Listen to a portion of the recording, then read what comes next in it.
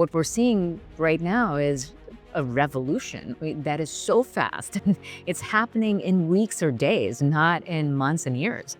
And so taking a very linear, slow, bloated approach is guaranteeing failure. It's not just going to make you second best or show up with mediocre results. You're guaranteed to fail if you take that approach. And that's the scary part, is that the focus is on the technology being upgraded. It's sort of looking at a business and saying, let's upgrade the technology. Let's invest in all these licenses and bring that tool. Well, that's great, but what about the people? It's the technology is way ahead of where the humanity is. And that is the exponential divide that companies need to close. Because unless you close that, you're going to have a situation where you have these revolutionary tools in completely outdated workflows and processes in the hands of people that have become irrelevant because their skills and their mindset and their knowledge does not match the need of the moment. Welcome to Voices on the Edge of Change, episode 10.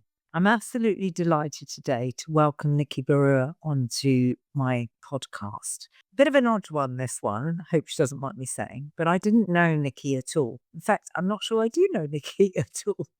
But Nikki sent me a really lovely email, suggested that I get to know her, which we did over a couple of calls now and a couple of emails. And it really struck me that she was somebody that I should absolutely invite onto my podcast. She's a serial entrepreneur. She lives in New York.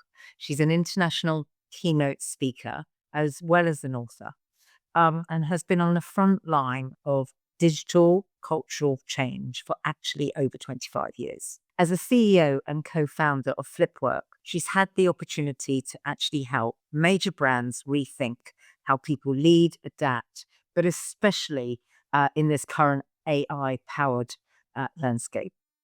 And her own journey has also been from very humble beginnings, but she was recognized in the Entrepreneurs magazine of the most influential women, the top 100, and received the Entrepreneur of the Year award by ACE. A big fan of the LA Lakers, and she's worked for the commercial bank. And it's taught her that transformation always starts with people, not technology. I'm delighted to say that she's been featured on outlets like CNBC, Bloomberg, Fortune, and Forbes, which has given her not just a platform to show people what change is all about, particularly human side of change with AI, but to reach a global audience of over 25,000 business leaders. She's absolutely passionate about sparking meaningful conversations around resilience, reinvention, and the human side of innovation. And she loves bringing these three perspectives together, which I am just over the moon about, because that's exactly what I want to do today on the podcast. So it's without further ado that we ask Nikki to join us on the podcast. I'm delighted to have you here. Thank you so much for taking the time. And in my opening, I alluded to your very kind email that you sent me, and that most of the time I have been inviting people I either meet or are really struck by, and then ask them to come on the podcast. And this is a bit of a role reversal, because you very kindly reached out, and I actually wasn't even supposed to be able to make the call that day, but fate had it, and from a car park somewhere in Dorset, I think I finally find you. And we got into what I think was quite a extraordinary and interesting call of our time. So I'm really interested to sort of recreate a little bit of that call and go deeper with you, because you seem to have quite a lot of the same passions as me, I would say. I mean, I think that my interest in AI and the culture of AI within organizations, but more fundamentally, the fact that people are waking up, particularly today, about much more human interconnections, human connection, but where, the concerns that we've seen in the news about where our AI could take us, the good, the bad, and the ugly. And I don't want every podcast to be about the bad and the ugly at all, because there's some really great positives to AI. but I would really like to get your take as a professional executive award winning. I've said all that in the opening. Um, and I think that, we have a situation right now where leaders really don't really comprehend human change. Okay. And they're all under pressure and they have to do a ton of things. So I'm just conscious about where your shift came for yourself and how you got into where you got into and arrived at where you arrived today. So if perhaps for the listeners, you could Mhm. give us a bit of background into Nikki Barua and who she is. Yeah, it's fascinating how when you look back and you realize everything you've experienced in your life has prepared you for a certain moment. And for me, this is that moment that kind of ties every part of my story, every part of my journey into a certain through line. And that through line is all about reinvention. For me, as a big dreamer growing up in India and, wanting a really big life and wanting to make a difference. I left at a young age by myself and came to America and, with all of those big dreams. But that was the first reinvention of being an immigrant, coming to a place where you have no resources, no connection, everything is different. They even drive on the wrong side of the road.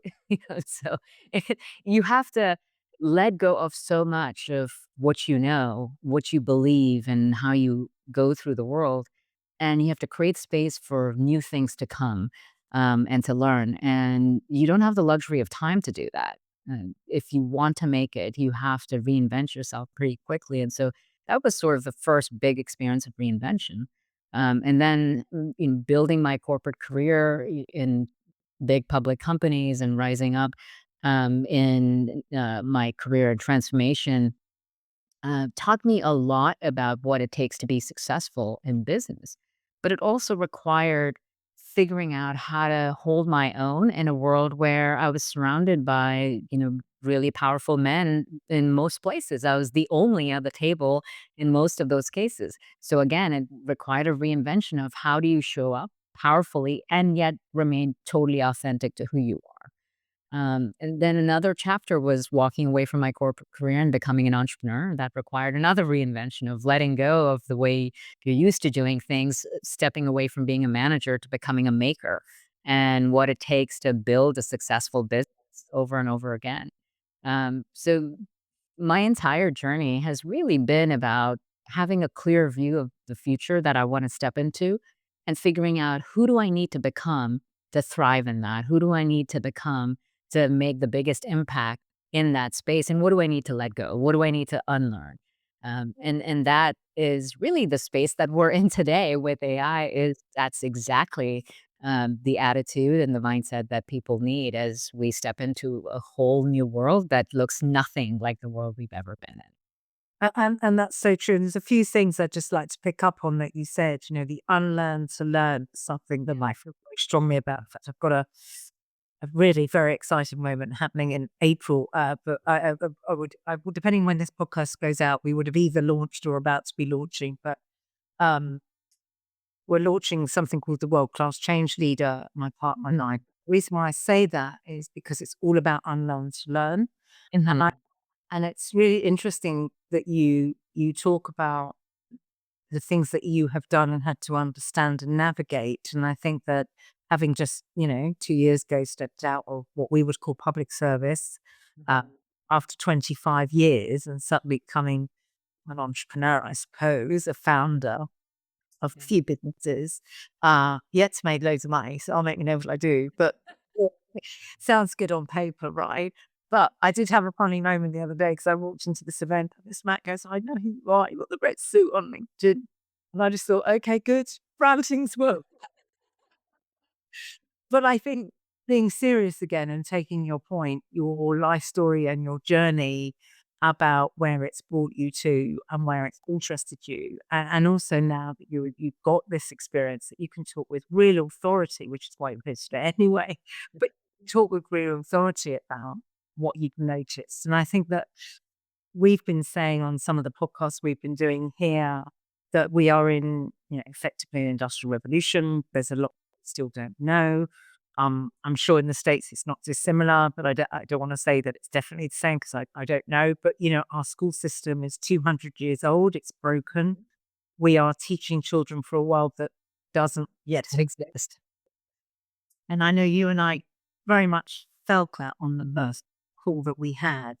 So we know that we're going to have to really get into with people that then, how do we deal with the human side of AI automation? I think that is a really big question. Some would say, and I think what I'm saying is true, but I'm always cautious on a podcast. But what most of AI is biased. Well, I wouldn't say it's biased. That's a bit unfair. But AI is being put together by people that give it information, and the people who are at the top and the people with the money have the power to put things into AI, or certainly in the beginning, are people of a certain color, or give money, people with power. So we might argue that there is a lot of bias. We're seeing some of that in the algorithms, by the way. No, and I know I'm stating quite the obvious to you, but I'm saying it because I'm watching anybody talking about female health at the moment disappearing on, and we obviously wake up every day to a different, what we're being fed by the health partners, right? You've got a completely different one to me, but you're being fed the same thing over and over again. You buy one piece of makeup, it floods you for the next year on that makeup. So tell me, is this AI powered moment what do you think most leaders are getting wrong about the adaptation to AI? That's what I'm really curious about. Yeah, it's such an incredible time to be alive, first of all. I think about what an amazing moment in modern human history, and to be alive and to be able to build and contribute and make a difference at this time. I'm incredibly excited and optimistic about the future. Um, but there's obviously a lot that needs to be handled very differently from the way leaders and businesses are used to. Um, Previous disruptions had a much longer cycle that it created for people to adapt to that change. You look at the move and any of the previous tech revolutions. There was it took years for mass adoption to happen, and as a result, you could afford to be slower to adapt and still be okay. Yeah. You wouldn't go out of business or you wouldn't lose your job if you were slower to adapt. That's not the case anymore. What we're seeing right now is a revolution that is so fast. It's happening in weeks or days, not in months and years. And so taking a very linear, slow, bloated approach is guaranteeing failure. It's not just going to make you second best or show up with mediocre results. You're guaranteed to fail if you take that approach. And that's the scary part, is that the focus is on the technology being upgraded. It's sort of looking at a business and saying, let's upgrade the technology. Let's invest in all these licenses and bring that tool. Well, that's great, but what about the people?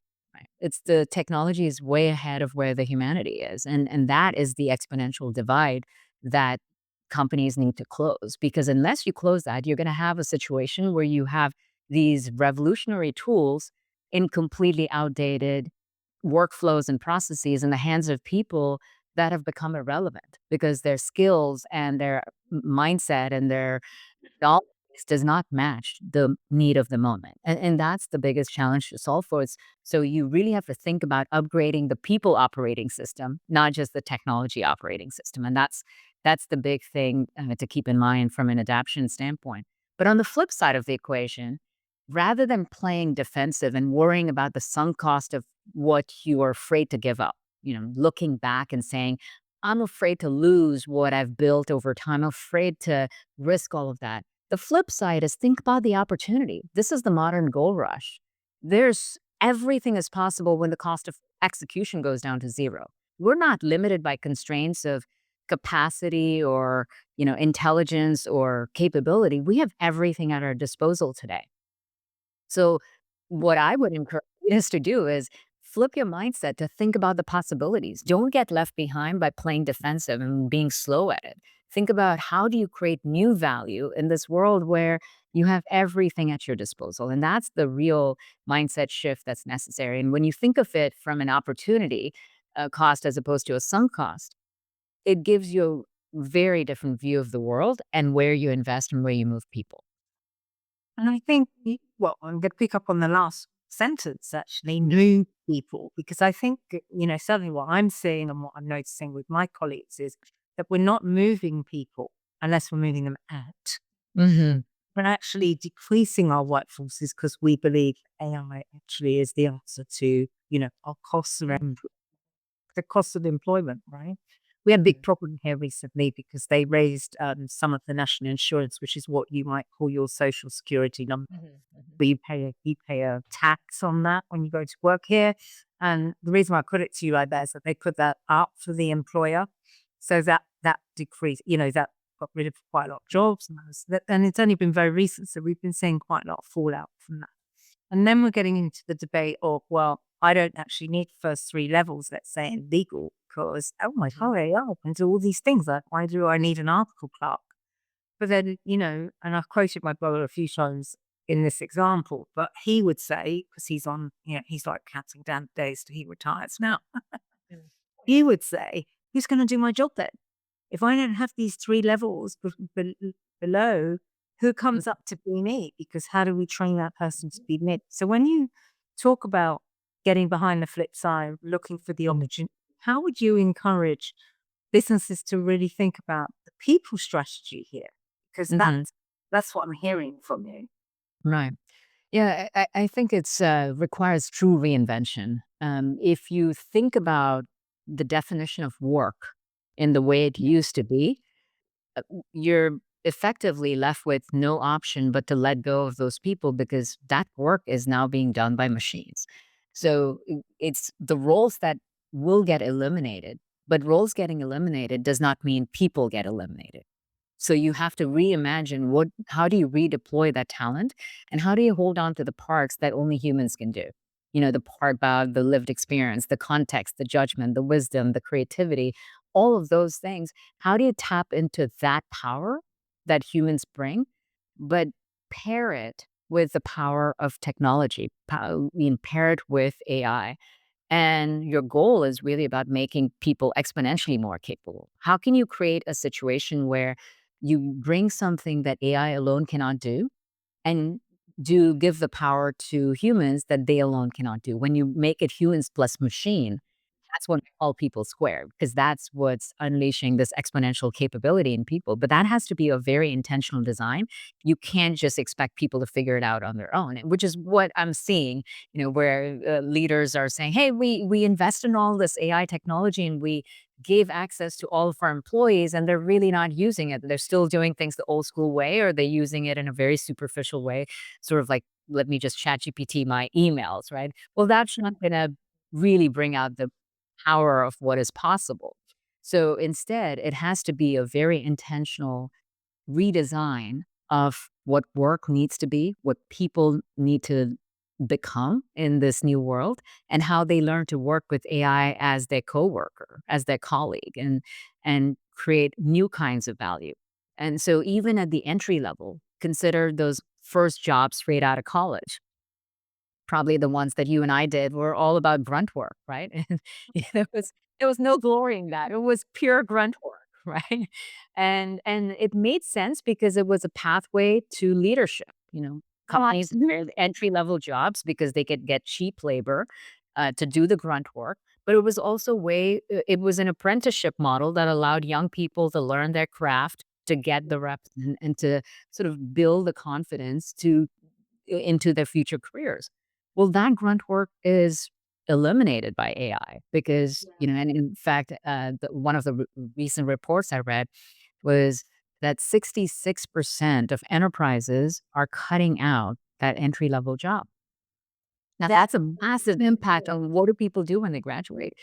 But it's not just, I think it's a good thing that grunt work is being eliminated, but it's not a good thing that entry-level jobs are being cut. You have to redesign it to say, how might you bring someone straight out of college and prepare them for the future career, but teach them to work with AI on day one. Teach them to build and strengthen those human skills on day one. So that intentional redesign, the companies that are doing that really well, they're going to benefit with having a strong talent pipeline. They're going to benefit with having strong leaders in the future that are truly AI ready. The ones that are sitting back and hoping that it works out and don't have a clear people strategy will end up not only losing talent, but will end up with a weak culture and weak leadership. Yeah, I mean, I will see so much of what you say I could go into in great detail. I mean, I think we have a really big problem at the moment, and I think it's going to get bigger. I mean, certainly if you go to, and I don't know how well you know the UK, but if you go to the northeast or the northwest, particularly of England right now, that kids are leaving education with very little hope. I mean, seriously, very little hope. We run an apprenticeship we run an apprenticeship scheme in this country called the Youth Training Scheme. They're only going to put 1,000 kids a month through this scheme. uh, I mean, given the statistics that you've just said, that's just ridiculous. Um, in fact, ironically, I phoned up about this on a radio station. It's on my YouTube. I recorded it because I'm so incensed by the fact we are giving younger generation such little hope. When actually, when we started this podcast, you were talking about let's flip it and let's look at where the excitement is for opportunity. And I think that any change absolutely comes with opportunity and excitement. But I'm not sure we're there yet. And I'm not sure our leaders are really there yet. And I think that what we're seeing at the moment is that quite big disconnect. And also, again, just to use your comment about flipping it, we are all going to live a lot longer. I don't just living longer than our parents' generation and our kids and We're going grandkids. to have to work a lot longer. Um, it's a messy chain creates so much abundance that we have universal basic income and we don't have to, we are able to separate labor from income. Unless that happens, we're going to be living longer and likely having to work a lot longer than a parent's generation. And I want to I know slightly digressing to what we agreed, but I just want to explore something with you for a minute. I think you mentioned something so important, and that is that sense of universal credit. Because if you don't, most people have to go to work, right? But you also want to have some form of purpose and you want to have value and you want to have self respect and you want to retain your dignity. But we also know that the divide between the rich and the poor, unfortunately, through this tech challenge that we have, is going to get much larger. So unless you build a society that has some meaning and can live, whether that is and I know there's a big conversation going on around the world about what does universal credit look like if the jobs aren't there. But where do you stand on that? Where's your thinking in what you're doing about that model? Yeah, this is something that weighs on me a lot when I think about um, the future it could go two different paths really, and how important it is for us to be intentional about protecting our civilization and our future generations, but also being intentional about the kind of society we want to live in. And the two paths that I see is one, a world where the scale of what is possible um, gets concentrated in the hands of a few because there's a handful of people around the world that have access to that kind of power, that kind of technology, the decision making that is being made in smaller circles, and therefore the disproportionate gains that they get as a result of that, and everybody else is effectively living in a world defined and designed by them. It doesn't mean it's a bad world, but it means you don't have agency and influence over that world because it's concentrated decision making in such a small pool. Another scenario, a completely different scenario that is the one that I hope comes true, is that we are creating an environment where there's greater participation in the technology and the benefits of that, in the opportunities that it creates, and that we truly have. um, we're able to tap into the power of this infinite intelligence that produces such abundance and such prosperity that it's able to solve humanity's greatest challenges from healthcare and education and longevity and environment and all of those things, that we have the power of technology to solve all of those challenges. And so we're living in a better, healthier, happier world. And we don't have to struggle for basic needs and the scarcity that so many people, deal with all around the world. That those are taken care of because of the kind of abundant society that gets created. And then the systems and policies in place that ensure that there's more equitable distribution in whatever that looks like. I think there's going to be a need for new economic policies, whether there's nation specific or globally. Um, I truly do see a world where there's universal basic income and some other kind of asset distribution that happens. Because if you don't need 8 billion people in the world to be working to produce because the machines have taken over production and there's so much abundance, well, it could be a really glorious world to live in. The challenge in that scenario that I see is the loss of purpose.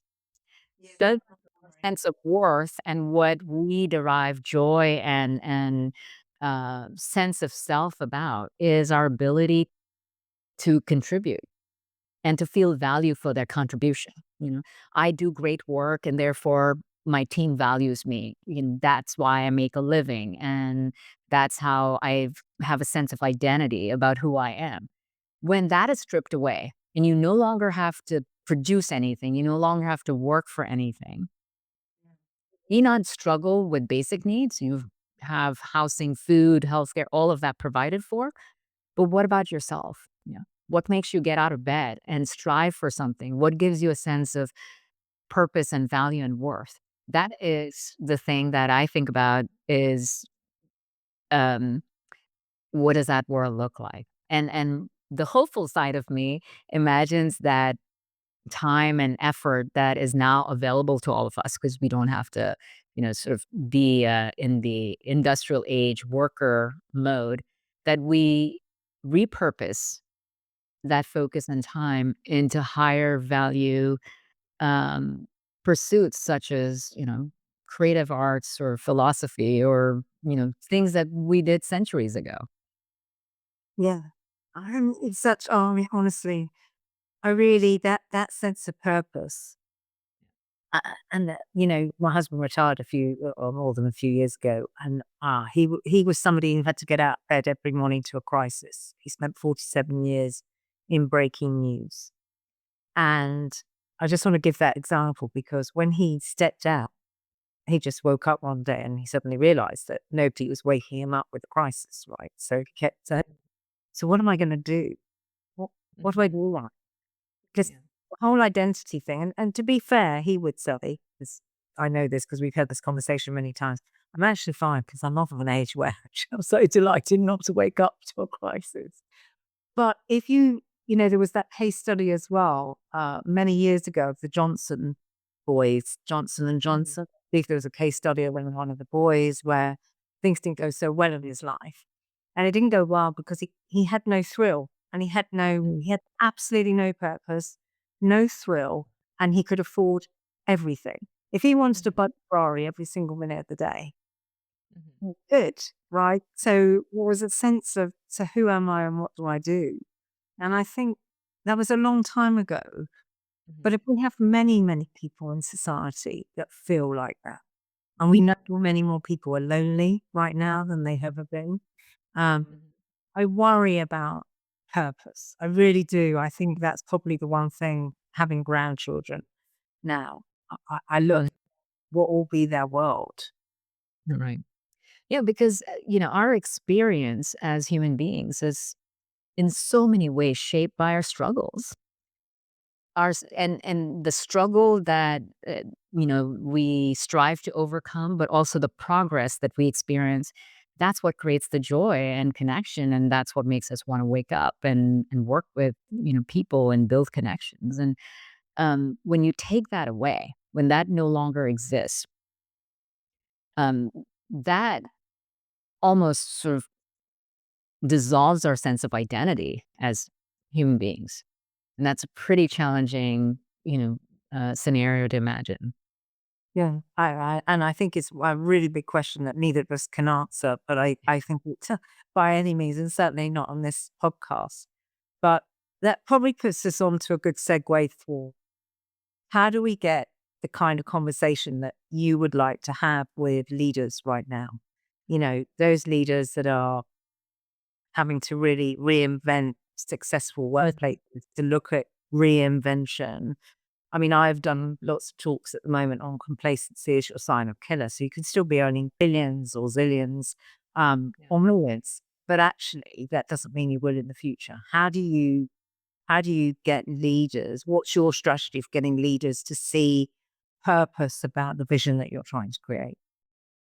Yeah. Well, step one is admitting that leaders don't know either. We're all operating in an environment with that almost has no constant. Everything is a variable. Yeah. When you're dealing with so much uncertainty and so many unknowns, you can't pretend to be the person who knows it all. The right attitude is to have the mindset of, going from all knowing to always learning. You have to bring that sort of curiosity and openness and vulnerability too. Yeah, I If you're think navigating through this great unknown, you have to be vulnerable and open and saying, I don't know, but we're going to figure this out together. So it's more important that you build a muscle for continuous reinvention. And so part of that is, how do you constantly let go of the things that defined you or the things you thought you knew were the right answers, and learn really fast. The meta skill of learning becomes really critical. The meta skill of being uh, able to connect the dots and recognize patterns and bring that critical thinking. All of those become more important in these times, rather than the playbooks that were so well defined, and you could have foresight into the what the future looked like to guide your teams into that doesn't exist. So the most impressive leaders that I've come across that are driving change in their organizations right now, they're the ones that are stepping into this environment with excitement and curiosity, but also a great deal of humility.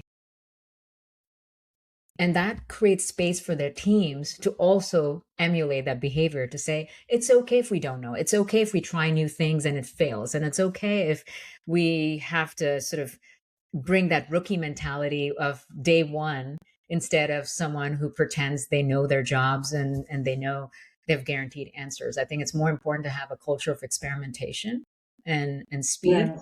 than it is to have certainty. And actually, again, I was just teaching some project managers this week about change management, actually. And one Mhm, of the things I actually said is that the companies would be, the companies that are being the most successful right now are the ones that allow innovation as part of the mhm, task to do their job. They actually say, we would expect you to do, whether it's 15 or mhm. 20% of your time around innovation. And I was Yeah. fortunate enough to work for a creative organization, so I understand that if you haven't been in an environment that has Mhm, dominated or was dominated by creativity, it's actually quite a mhm. hard thing to get people to do. Um, If there's one indicator that I would look at for yeah, any kind of business in any industry, I would define it as cultural velocity.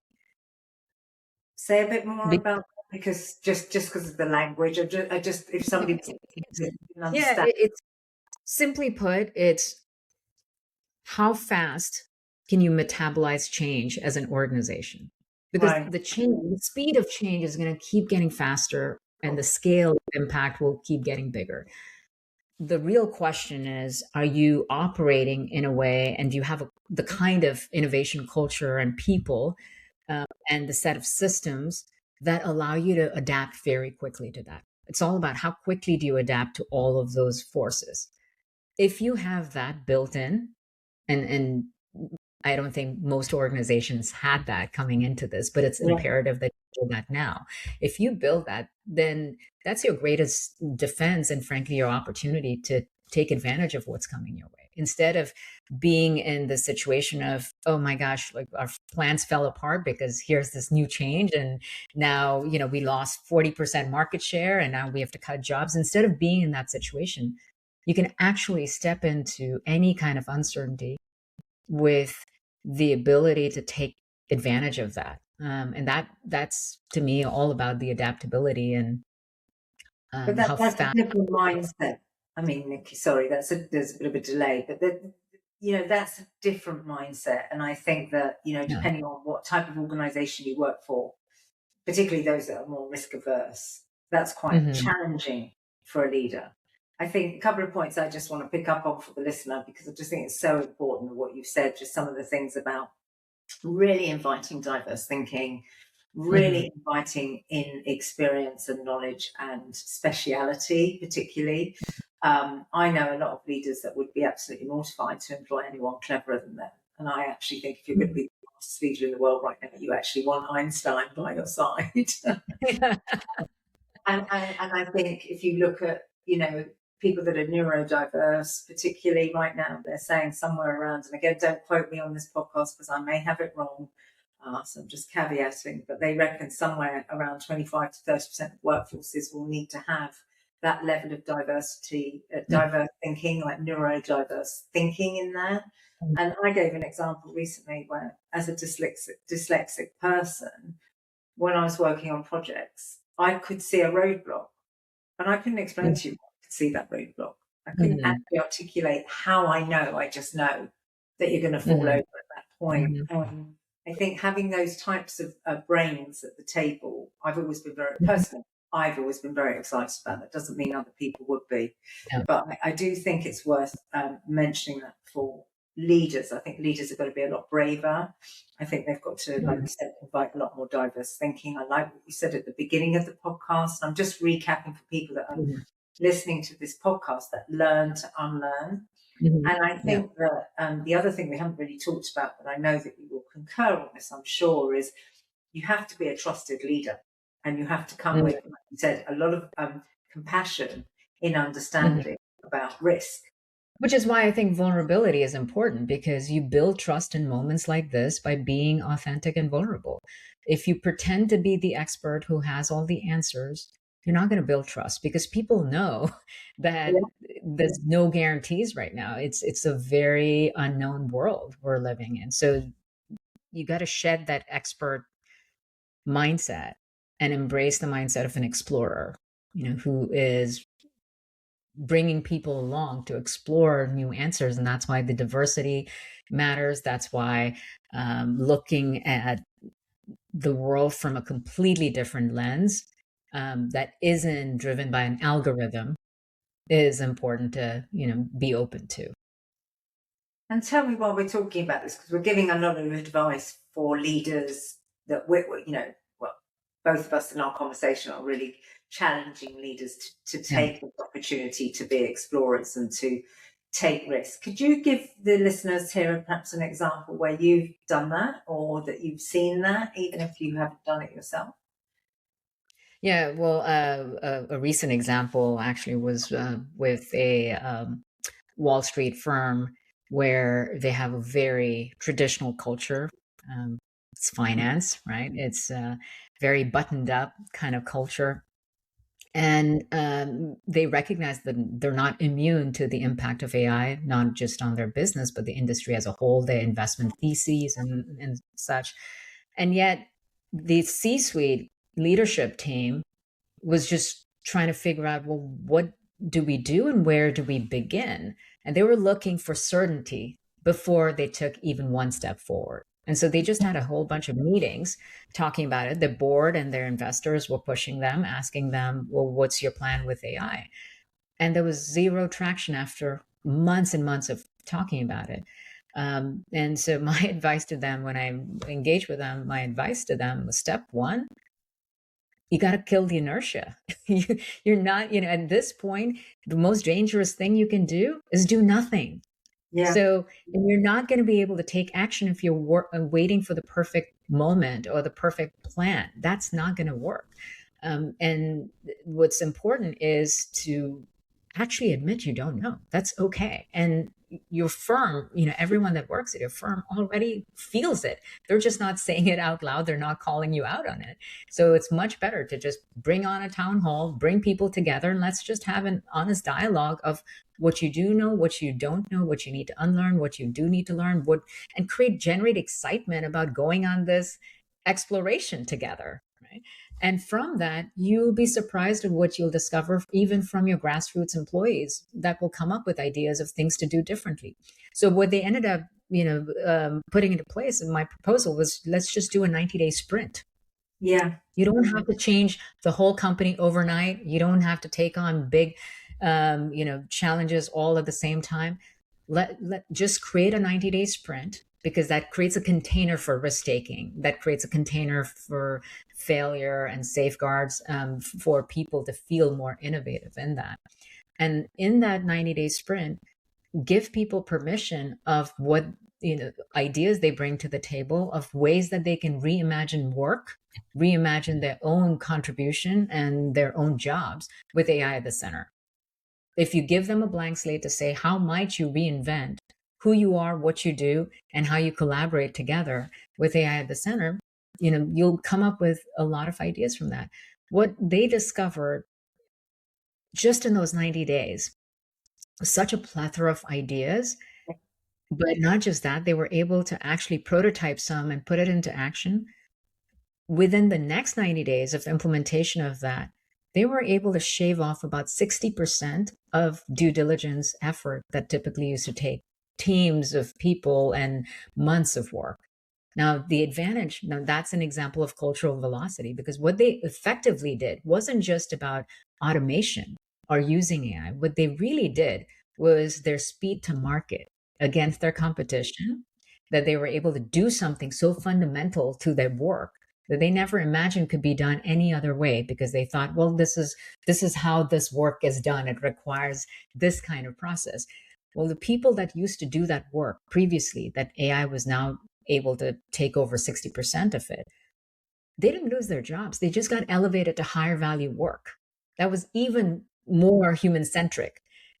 And so all in all, people basically let go of the things that were, frankly, burdensome, that was better for the machine to do. They sped up their operating agility as a company, and they were able to elevate people to things only humans can do, and got a huge advantage overall in terms of, the efficiencies, the speed, and most importantly, the excitement it generated in their people, that this was a positive thing that they could all look forward to.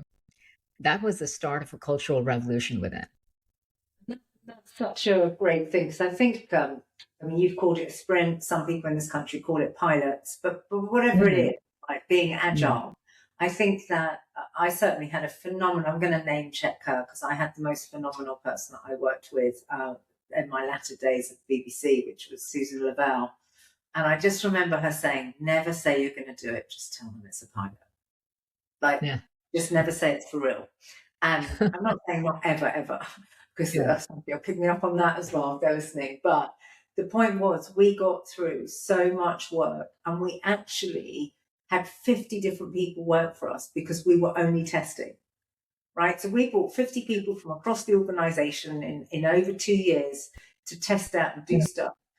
To exactly what you said, to actually test lots of different things in lots of different parts of the organization. Some worked, some didn't. But I think that permission to fail, and that permission for the leader to risk take. And I really love your example, because I think that speed to market, elevating the human side of what you did as a result of it, and the opportunity to build excitement into what the future can look like. I mean, that is just an incredible case study, and I'm sure the organization must be thrilled, and I'm sure they're going to continue on. But I think that's an example of, where people, instead of either being in denial that AI is not going to take over my job, it doesn't affect our industry, because everyone thinks that, right? Like, what we do is so special, so unique, that there's no way AI can impact us. Well, that's not true, because the technology is evolving so quickly that in some shape or form, it's going to affect everybody's jobs in every industry. And so either there's denial or there's fear that I'm going to get replaced by it. So how do you deal with both of those? You can be in a state of denial, but you also can be stuck in fear. And that's the job of the leader, to create that kind of environment that allows people to, let go of the denial and overcome the fear, and actually step into that mode of being explorers that are excited about inventing the future. I mean, that's the exciting thing, right? Like when you're able to create something so valuable and you feel like you have permission to do so, and it's okay if some experiments fail. It's about how quickly you learn from it, and you also gain the mastery of working with that technology. And so in this scenario, I describe it as, they went from people scared to people squared because they were truly able to become exponentially more capable, just in that 90-day period. I think your examples are phenomenal, and I'm so pleased you've been able to share them on this podcast, because I don't think we actually give enough examples of where this Yeah, works so well, and where we allow the risk taking and the opportunity to right. bring people with you. And I think we forget that we'll just tell them how to do it, and we'll tell them when to do it, and then they're wondering why they haven't shown up to do it. Well, because you've created so much fear. And then I'll tell you another example, which was so funny when I heard it, of this very large organization, that we've all heard the name of, but like they invested millions and millions of dollars in AI and all kinds of tools and technology in that. And they found that across the entire organization, they barely had a 30% adoption rate after investing so much, right? And this is a pretty modern company. I mean, it's not a legacy industry. They're a big behemoth, and yet they only have 30% adoption. So their strategy for overcoming that was, let's notify all our employees that it's mandatory. So now we're going to make it mandatory. So they sent out a company-wide mandate. Everybody must use the tools that they've been given. So they see a slight uptick, still did not increase a whole heck of a lot. And so I was, I met with their executives, and they're like, we don't know what to do. I mean, we're, telling them they just have to do this, and we've done everything possible. And, when I looked at what the real issue was, it's like they put a Ferrari engine in a lawnmower because they didn't change anything about the environment itself. I mean, people are still dealing with the same departmental structure. They're still dealing with the old processes and workflows. They're still dealing with, the old mindsets, everything. And you just gave them, a rocket ship and said, go have fun with it. And then you like warn them that they're going to get into trouble if they don't use that, but you didn't equip them with what they needed in order to be truly successful. And that's what reinvention is all about. And that's why reinvention doesn't need to be ripping out everything all at once. It can be doing those 90-day sprints and gradually building that muscle. But what's important is to, recognize that you can't do it without fundamentally changing structures that are in place. Yeah. And I really do think that the only way that people can get there is through these sprints and this opportunity to keep trying and reinventing, and having the opportunity to build inclusion and momentum. And I think, as leaders, we've just got to stop being fearful of asking the people that we rely on the most actually to get us to the end goal, not to contribute to it, because if they feel included and can see the vision and can see the future, it can actually be really exciting. So we've talked about what we think the skills are that we really need, and just for the sake of this podcast and for editing, just reiterate, we have to have leaders that step up to risk. We have to have leaders that invite diverse thinking. We have to have leaders that need to be agile, and we have to have complete inclusion from everybody in the organization to create a successful organization for the future. I mean, that is without a doubt. And I've really loved your enthusiasm, Nikki, and I've really loved all the things that that you've said to really get leaders to think hard about reinvention and being excited about the future. I mean, there's a podcast that I did with a lady called, I don't know if you've ever heard of her, but she's American, actually, business anthropologist called Marsha Schenk. But she says on one of my podcasts, business is a game made up by humans. And the irony is that the people that don't want to change it are the humans themselves that made up the rules in the first place. right? That's a that's a great line. Yeah, it totally makes sense. And so she's And like, ah, so you made it up. You made up all the rules. You know what it is you want to do, but you don't want to change them because you're stuck in a way that you're going to do it. You're going to fail if you don't change them. And I think that's what we're hearing from you today. That well, actually, that's why it's an identity crisis because it's scary to let go of old identities because they come attached with power and status and control. And that's a hard thing for those that have it to let go of it. But on the flip side of it, when you're willing to shed that identity and reinvent yourself, you will step into even greater impact and more influence and building a future where everybody thrives. so that is brilliant because we're almost at the end of the podcast. So I just really, for anyone listening here today, apart from where to find you, which we'll get to at the end, Yeah. sort of leaving us with a word of wisdom. What, if you could shape what you think the future should be, and you're standing on the edge of change, hence the name of this podcast, Mhm. what would you be giving hope to for people now listening? What would be your, key things to give hope to for the future? We're living in the greatest moment of modern human history. And this isn't just the edge of change. This is the greatest change we've ever experienced. And my advice to everyone is don't miss out on the opportunity by being a bystander. You got to step into the arena because you have the power. You have infinite intelligence that you have access to. You have all the power to create the kind of world that is shaped by you and great for everyone. And it requires us to fully participate in it. And that's be an explorer, be curious, jump in, and um, enjoy the thrill of creating the future. Well, what a way to end the podcast. And I haven't actually said this at the beginning, but first of all, I want to thank you for finding me. But I was more over that you actually said you'd listened to all of my podcasts. So very flattered. And Yeah. I've obviously gone stateside. So that's actually quite exciting. Yes. Um, I know well, you're not my first American on because Marsha Shank, who I suggest Yeah. you do look up because I think there's some fabulous things that you can bring to your armory from her. But she's a woman in her 80s and she was still on stage with me last year. But she's just done some amazing work around business anthropology and thinking through where she sees the world and what she would like to see in the world. And I think you've just added some superb, beautiful thoughts on from her podcast into the future of an AI human centric future. So, Nikki, where can people find you? How do people learn about you?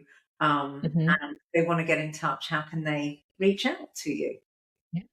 Well, I'd love for people to explore my personal website, nikkibarua.com, because I share a lot of great content and strategies that are all about people amplifying who they are in this AI age, and particularly for leaders to figure out how to lead boldly in these times. You can also check out my company website, flipwork.ai. And I'd love to connect over LinkedIn. I'm pretty active on that, and I invite you to, connect with me there and see if I can be helpful. Well, that's great. And to everyone else that has listened to my podcast before, what they will know is that I'm going to go into a little bit of my reflections after this Yeah. and take it a little bit further about what I think I took away from our conversation. But Mhm. Nikki, I know it's morning then. It's getting darker and darker in this. If I'm disappearing off screen, everyone, Nikki's about to go into daylight and I'm about to go into darkness. But Nikki, it's been really, truly, I really don't know you very well at all. It's been fabulous to get to know you in the build up to this podcast. But more importantly, it's been really wonderful to talk about this, particularly as I'm actually about to go on stage in March to talk about this very subject with a couple of people Mhm. in the UK. So I'm going to be quoting you on stage. I promise. I will be shouting your name out to 100 lawyers. Um, but thank you very much. I will put all the links below on the YouTube channel anyway, so that people can find you. Mm. And I know I say this very boringly to all my listeners at the end of every podcast, but you know, people like Nikki found me because I need people to subscribe. So please subscribe to this podcast. I don't get them sponsored. If anyone wants to sponsor me, that's lovely. But I do for everyone to be made out my own personal pocket. And I do it because I think these conversations are actually desperately needed in the world. Yeah. So Nikki, thank you from the bottom of my heart. And I wish you a fabulous rest of your weekend. We have recorded this on a weekend, and I can't wait for everyone to have heard this podcast. So thank you very much. Thank you for having me, Lou. It was such a pleasure and just a great, meaningful conversation. And I appreciate that so much. Well, thank you. I might be in America for reasons I can't say on this podcast later this year, but if I am, I'm going to come and look you up. Yes, we must meet. We must. Take care. Thanks, everyone. Bye. And now over to my reflections. Well, that was a rather fascinating conversation with Nikki Barua. As I'd said before, I genuinely didn't know Nikki. She looked me up on LinkedIn, found me, and had actually listened to all my podcasts. So I'm feeling very flattered indeed. But I'm just wondering what you're thinking about what Nikki had to say. There was so much that resonated with me in terms of the work that I do and the work that Nikki does. And we're so aligned on a lot of our thinking, about that this is a very exciting time in history. But that doesn't mean that you would be fearful for what's around the corner. We know that we're having to keep up, or depending on whether you listen to my last podcast with Dr. Mansour, he would say, why is there a need to always catch up? But we are certainly having to be more agile. We're definitely having to be more agile. We're definitely having to think differently. We're having to invite diverse thinking. As leaders, we absolutely don't have all the answers anymore. It's impossible to have all the answers. We have to rely on all the people around us. We have to invite the cleverest people into our team. And we have to be open to unlearning.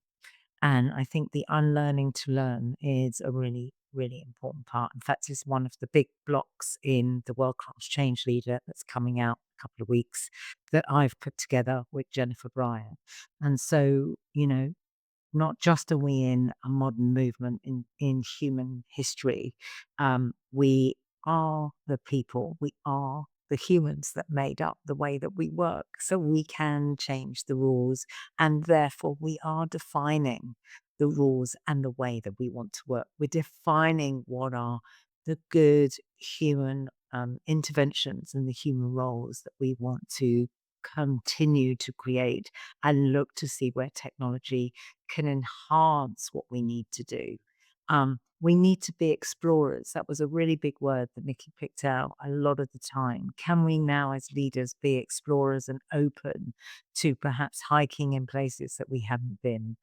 The opportunity for more hackathons, which I didn't really pick up with her, but we've developed a lot of hackathons at the BBC, opportunities to invite people that would never normally be part of your world to consider and think differently to help you to make an impact in the work that you do. I did wonder what we didn't really get into it that much, but looking at what a universal credit society could look like. How do we create purpose in a universal credit of society? What is it that helps you to have purpose? Do we just have more time to actually do the things that we would love to do if we weren't working? Could I be more of a gym bunny? Could I be a better tennis player? Could I actually pick up painting, which I haven't done since I was about 16 years old? Would we actually have a society where we could actually do more of the things that actually were more fun that we wanted to do, that would be more enjoyable, because we don't have to have the grunge of getting up every day at 6 or 7 in the morning and going to work for 9 or 10 hours a day? Would we be more capable in other areas that perhaps we hadn't been able to be capable in?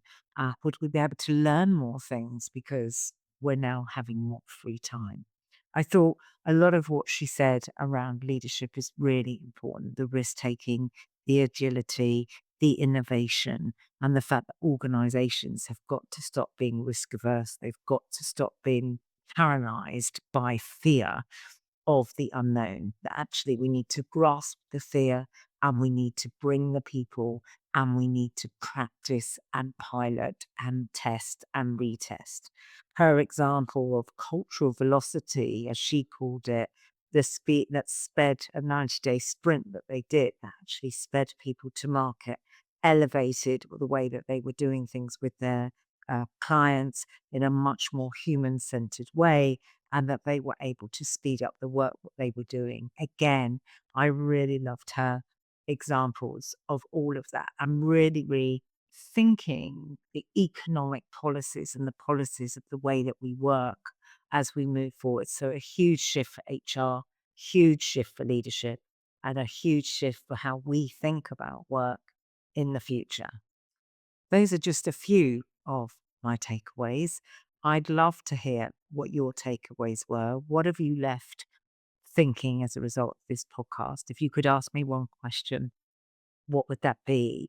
And if you want to get in touch with Nikki, then do reach out to her. I'm massively excited about getting to know her more. I'm massively excited about hearing more about her examples of the way that she works in organizations in the States, but particularly in New York. Um, and we've got to stop thinking about it as being a slave to technology, but actually thinking about the excitement that it brings us and the change and the opportunities that it gives us and the opportunities to emulate and elevate the roles in business and maybe create jobs we didn't know yet exist. So if you want to know more about Nikki, check her out on the links in below, sorry, whether you're listening on Spotify, Apple, or even on my YouTube channel or any other platform. Have a look for Nikki's links. Let me know what you think. And please, just another plea, please subscribe. It just really helps. I know many, many more people listen to this podcast than actually subscribe or let me know, because I now have a wait list of over 10 people waiting to come on this podcast. So I do know you're listening. So thank you for that. Very grateful. And until the next podcast, have a good one. Thank you.